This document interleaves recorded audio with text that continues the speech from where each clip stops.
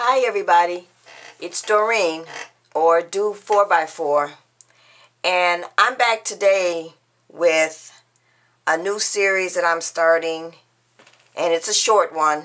It's called Mother's Day Cards with the Cricut, and this is card number 1. I did not realize that Mother's Day was next Sunday, and I had not made one card. For some reason I thought I had another week to make my Mother's Day cards. So, needless to say, I have 6 Mother's Day cards that I need to get done between now and technically Thursday in order to get them in the mail and for the mothers to get them on time. So, I decided I would go ahead and make all 6 of my Mother's Day cards and have you join me as I make them. So this is card number 1, and it is an easel card. So it looks like this. So come on and join me and let's get started. We've got a lot of cards to make. Okay everybody, I'm going to bring up my supplies so we can get started, and I'll show you how I made this card. This card is what they call an easel card, and it's going to end up, it's 4 inches wide by 8 inches long, and then I've taken it and scored it at 2 inches and then again at 4 inches. So then what you'll do is take and fold in your score marks at the 4-inch line, and then you're going to score the 2-inch line.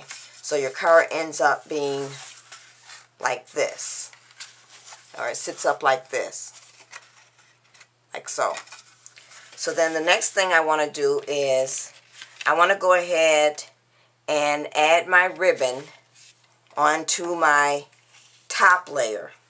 So what I've done for this is I've cut a piece of ribbon that measures 14 inches long, and I've taken some of the red line double stick tape and put that on the back. And what I'm going to do is go ahead and make my pleats. So first thing I want to do is I want to go ahead and tape my ribbon on the back. And this piece of paper measures 3 7/8 by 3 7/8. And I've taken my We Are Memory Keepers corner chomper, and I've used the deco edge to cut out one of my corners on each side on the top. So we're going to go ahead and take some of our clear tape and tape this down on the back so we can start our pleats. So I'm just going to go ahead and add my tape. And I've also went ahead and inked my edges using my Tim Holtz Distress ink, the peeled paint. So now I'm going to go ahead and remove the seal on my double stick tape. And then what you'll do is, I probably should have removed it one at a time. So I'm going to go ahead and lay this down and then fold back and make a pleat and fold that down.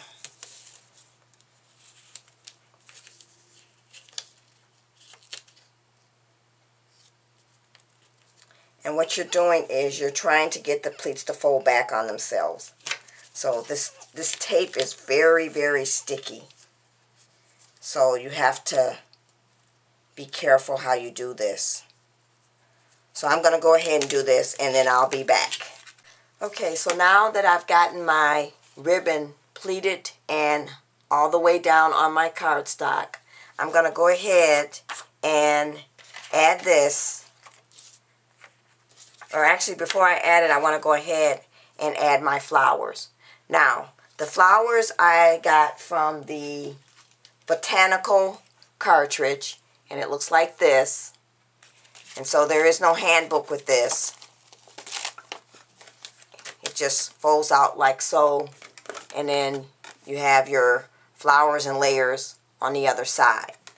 So the flower that I used was from key number 3, and it looks like this, like so. So I cut that out, and I cut that out at 2 3/4 inches. So let's go to that key. And I found out something about my gypsy that I didn't know. I didn't know that, and maybe some of you who have a gypsy already knew this. I'm going to zoom in so you can see what I'm talking about. Okay, so once you are on your mat and you pick the image that you want to cut, and then you go over to your overlay, your icon or the one image that you've picked is up here at the top. So I did know that if I put my pointer on it, it'll tell me what cartridge it's from, but I didn't know that if I hit the name of that cartridge, it actually goes to that overlay and brings it up. I wish I'd known about this a long time ago, because what I had been doing was I'd pick my image, find out what cartridge it was from, and then I would go down here and I'd search for that cartridge, when I really didn't have to do that. All I had to do was keep my stylus on the name of the icon or the image, and then once it brought it up, all I had to do was touch that and it would bring up that overlay. So I'm really glad to know that that's there. So anyway, like I said, that would be key number 3. So I cut out key number 3, and then I hit the shift lock key to get the black out, which looks like this. Looks like that. So I'm going to go ahead and add that. I'm going to zoom back out. And I'm going to add that to my top layer. Now I've popped this up with some foam squares or dimensionals by Stampin' Up. So I'm going to go ahead and take those off.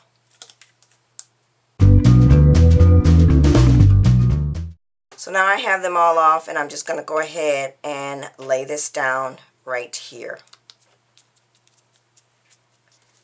So now the next thing I want to do is go ahead and add my top layer to the bottom layer. And this bottom layer measures 4 by 4. So I'm just going to place it on here to see where I want it. And I want to put it right there. So now I'm going to go ahead and add some tape using my ATG gun to the back of here. And so we're going to make sure we get all the way around, all across the edges, and then in the middle. And then I'm going to just go ahead and lay it down. And I've also went ahead and inked the edges of my bottom layer with the Tim Holtz Distress ink, the peeled paint. Make sure we get everything adhered. And now we're ready to add this to the card itself. So now what you're going to do is, you're not going to put any tape along the top layer here. You're just going to put the tape down at the bottom. So it would be coming up like so. So I just want to kind of mark that so I know exactly where I need to stop with my tape. So I'm going to just take a pencil and lightly mark it on each side so I know how far to go up with my tape. And then I'm just going to go ahead and take my ATG gun again and go along my edges.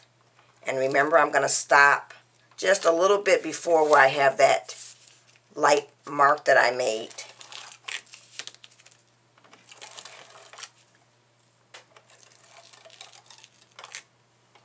I'm going to get right there by it. And let's move ATG gun out the way.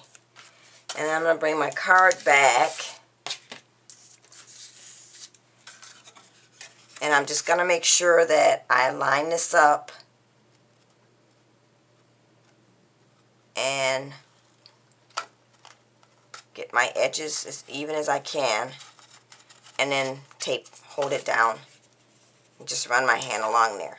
So what it'll look like is it'll lay flat in an envelope, but then when they open, she opens it, it sits up like so. So then it becomes an easel card. So let's go ahead and put in our layer so that it will stop at that point to sit up. So now I've got a piece of cardstock, and this piece of cardstock measures 1 7/8 by 3 7/8, and I've inked the edges using the peeled paint again. And then I have another piece of cardstock that measures 1 3/4 by 2 3/4. And what I've done is I've taken my Studio G stamp that I got from Michael's, and it says it's things regarding Mother's Day, and it has "You're the best mom, because I love you, mom, and happy Mother's Day." So I've taken my clear embossed ink and stamped out the Happy Mother's Day on the cardstock. And before I actually stamped it out, I did take my embossing buddy, which looks like this, and ran it across my paper just to get up any static in the paper before I actually do the stamping with the embossed ink. Then once I've stamped it out, I then took my embossing powder, which is called Angel Wings, and it looks like this. And I put that down over the image that I've stamped out, and then I use my heat tool to emboss. So it looks like this. So now what I'm going to do is I'm going to go ahead and add that to the bottom layer that I've cut out, that's 1 7/8 by 3 7/8. So let's go ahead and add that, and we're just going to use the Tombow adhesive to put this down.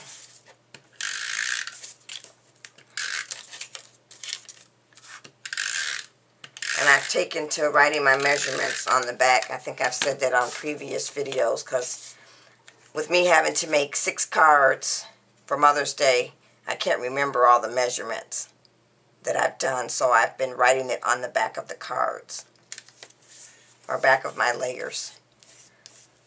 So now that we have that down, what we want to do is we want to take this and put it right. I've actually made a little mark at the 2-inch line, a 2-inch part of my card, just so I know where I want to put this so that it stops right there. So now I think I'm going to not pop this up, because what I'm going to do is I'm going to add the bling right here, and that should stop the card from going forward where it meets right here. Or I may just add, I think I'm just going to add just a foam dot on each corner, and that'll stop it. But I'm going to go ahead and add my little bling. Got to have the bling in the middle. That'll just give me extra stoppage for when the card is standing up. So I'm just going to go ahead and put my bling right here in the middle, like so. And then we'll just take some foam squares and put those on the back of each corner. Just to pop it up just a little bit, so then that way when the card is popped or standing up, and I'm going to pull this one off. I got it just a little bit too close to the corner so that you could see it on the other side. So let's just move it over some just a little bit.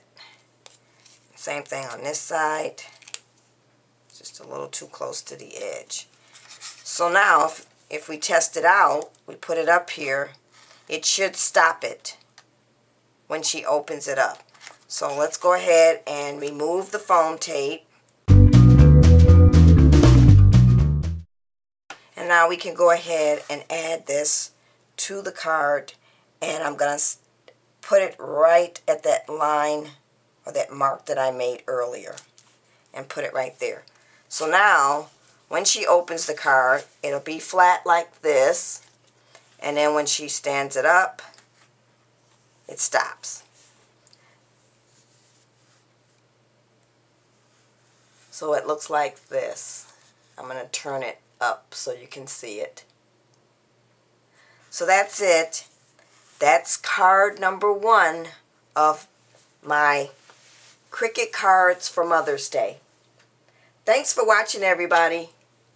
And stay tuned for card number 2. Bye. Okay, everybody. I'm back.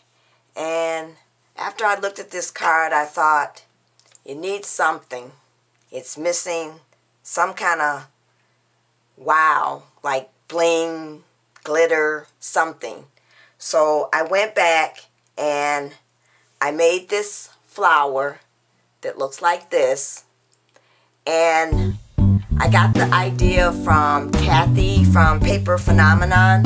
She did a Ustream channel or Ustream class showing you how to make several little flowers, being one of these, and some hydrangeas and mums and several other flowers.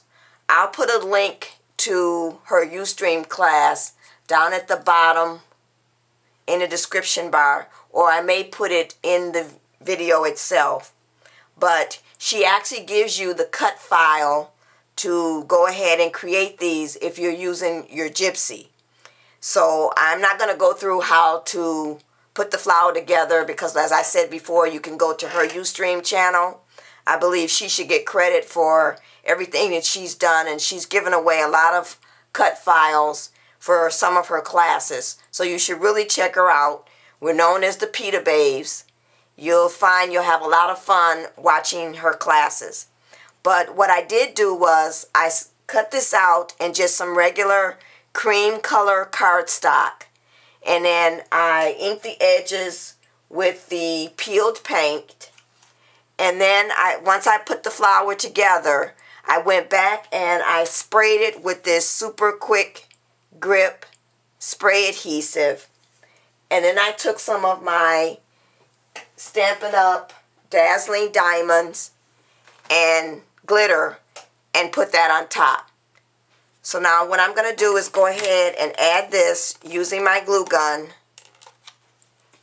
to the corner of the card about right there. I just thought it needed just a little bit more. So that's it, everybody. Thanks for watching. Bye.